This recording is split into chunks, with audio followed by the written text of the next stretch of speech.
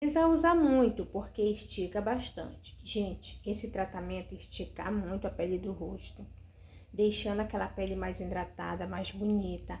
Clareia bastante manchas escuras do rosto, deixando aquela pele mais jovem, com menos rugas, pé de galinha. Pode fazer esse tratamento aí pelo menos 2 vezes por semana, se você tem bastante rugas e pé de galinha, que você notará sim uma grande diferença. Não vai sumir 100%, mas você notará sim uma diferença muito grande. Aqui, gente, vamos precisar da clara de um ovo, um tomate, vamos estar tirando aí essa parte de dentro do tomate, só esse sucozinho de dentro. Uma colher da dolamita e uma colher do óleo de coco extra virgem. Misture bem e passe em todo o rosto, pescoço. Deixa agir por 15 minutinhos, tá?